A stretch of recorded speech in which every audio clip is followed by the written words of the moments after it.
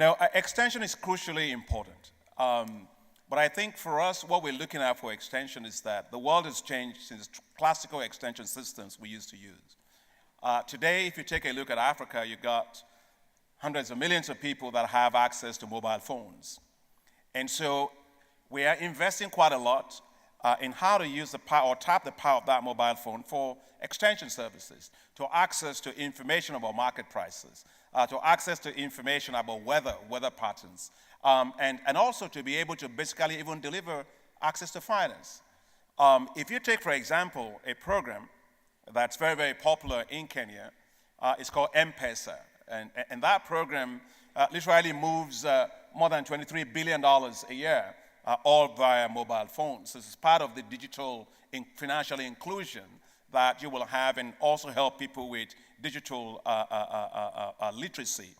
And I think that one of the things that we could also learn is how to use the power of these IT technologies to connect our research and development institutions to the farming population. I'll give you one example on how you can get access to technologies with mobile phones. When I was Minister of Agriculture in Nigeria, and I started, and I found that there was a system in place, which I've been there for around 40 years, of government always buying and selling fertilizers and seeds and stuff like that. But you ask yourself the question, you got soda, you can buy soda any part of rural Africa, and it's not being sold by government. Why is government selling seeds and fertilizer? What's their business in that? And so one of the things we decided to do was to use the power of the mobile phone to change a corrupt system around and actually reach the farmers directly. And that system allowed us to do biometric registration of farmers by phone, have their identity and linked by their phones. They were able to get subsidized farm inputs by phone, and we reached well over 15 million farmers over a 4-year period. Now, what was exciting for me was the impact that had on women, because women will normally not have access to subsidized inputs in many parts of Africa. And I walked into one of the irrigated perimeters in the north of Nigeria at the time, and I saw so many of these women groups walking towards me, but they were wearing powder, which is and at that time, because of the insecurity in the north of Nigeria, my security staff were quite scared. But I wasn't scared.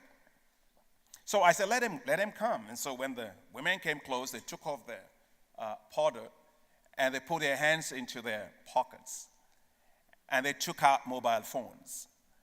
And they said, Minister, we can get our seeds and fertilizers right now in our village on our mobile phones, and the men can't cheat us anymore. And we can imagine how I felt as Minister of Agriculture. You emphasize very much the importance of private sector investment in the agricultural development of Africa. What role do you see for international development assistance, whether it be foreign aid or international bank lending to complement what you're doing with the African Development Bank? But to your point on private sector, I think the ways in which I will see this is, first, the agribusiness sector, because when people look at agriculture, as I said in my remarks, we look at it just from the primary side. But we need, in particular, those that will have warehouses, storage facilities, logistics systems. If you actually look at Africa and you fly across, one thing that strikes you immediately is that you don't find cold chain. There's no cold chain. You just have a lot of trucks moving here, but no cold chain. So I think private sector is a big area that we should develop for Africa. Second is, how do we de-risk those investments? Because at the end of the day, it's all about risk. And I think that the African Development Bank and other multilateral development institutions have an obligation and responsibility to help to de-risk agriculture. I think for the most part, I don't deny that there's risk in agriculture, but I think my experience tells me that the real risks in agriculture are much lower than the perceived risks in agriculture. And so I think those things are important. And finally is that we do need to also provide a lot more fiscal incentives for folks in private sector to invest in agriculture. And so I think when I listened to Secretary Perdue and also the chief economist when he was talking, and also as I said in my remarks, the key is to reduce the cost of doing business for the agribusinesses.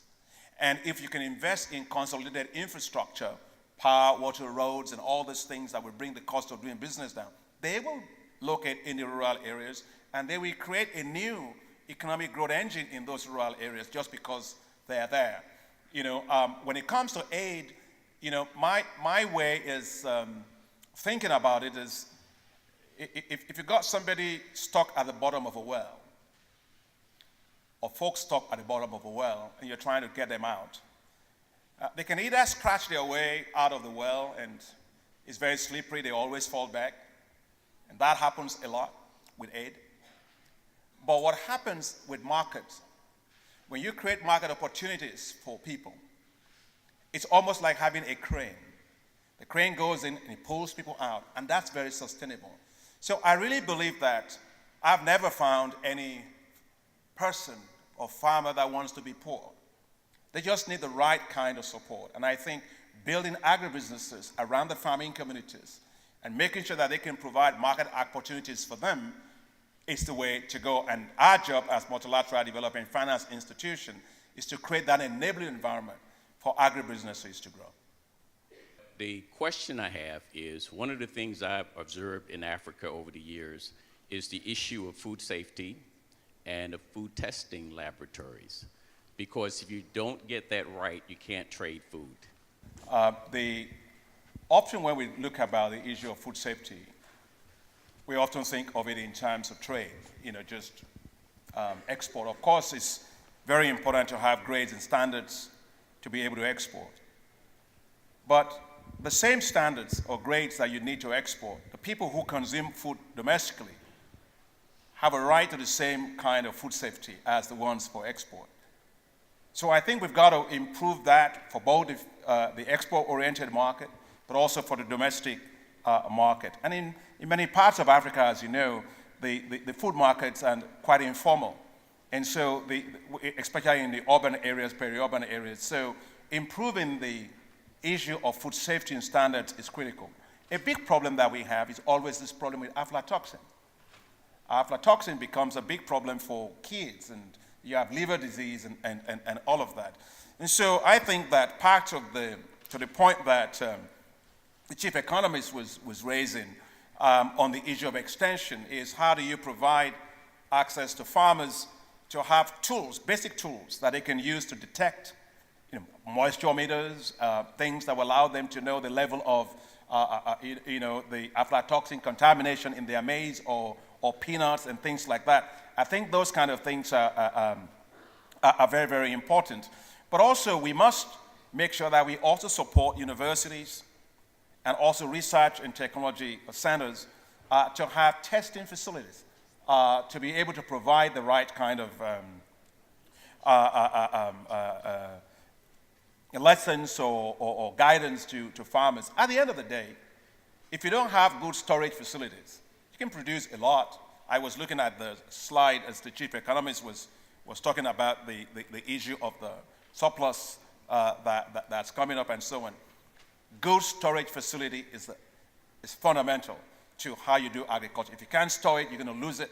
And if it's contaminated, it's not good for anybody else. So I think that for us, we take the issue of food safety, grades, and standard very, very important. And in particular, just to end on that, if you take, for example, the case of regional trade in Africa, often we think of just external trade. But there's a big effort now to have a continental free trade area. In that continental free trade area, to be able to trade in agricultural produce, obviously standardization, grades, food safety, and things like that are going to be very important. So I agree with you fully. Well, thank you very much.